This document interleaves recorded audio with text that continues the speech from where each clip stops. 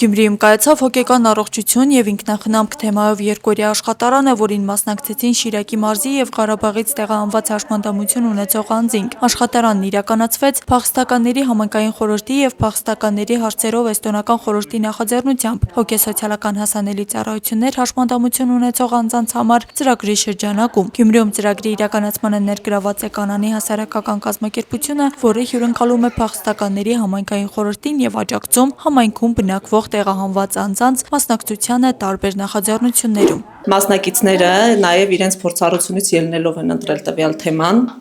Այդ պատճառով մենք մեզ գործընկեր կառույց Ագատ ՀԿ-ի հետ ենք համագործակցում իրենց փորձը հաշվի առնելով։ Ծրագրի նպատակն էր բարձրացնել հոգեկան առողջության վերաբերյալ իրազեկվածությունը, զարգացնել ինքնախնամքի հմտությունները և ընդլայնել հասանելի ծառայությունների վերաբերյալ տեղեկացվածությունը, նպաստելով ավելի ներառական և աջակցող համայնքի ձևավորմանը։ 2 օրերի ընթացքում մասնակիցների հետ աշխատելու է հոգեբան Անի Խուդոյանը, ով լավագույնն է իր ոլորտում, որը կարող է տրամադրել գործնական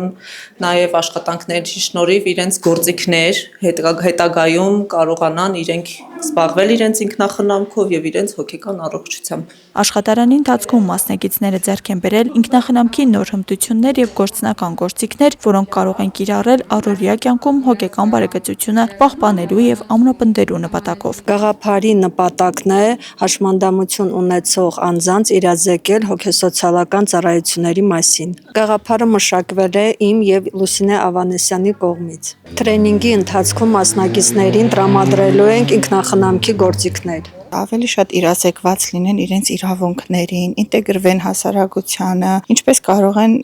տեղաշարժվել, ինչպես կարող են հասարակության մեջ իրենց մեկուսացված չլինել, իրենց իրավունքները իմանալ։ Միջոցառումն իրականացվել է Մարդու իրավունքները փախստականների հետ և նրանց համար ծրագրի շրջանակում, որը ֆինանսավորվում է Եվրոպական միության կողմից և ուղղված է փախստականների աջակցությանն ու հզորացմանը, նրանց իրավունքների, ծառայությունների և հնարավորությունների վերաբերյալ իրազեկվածության բարձրացման միջոցով։ Աստղիկ Խաչատրյան, Խանով Անիսյան, այսօր։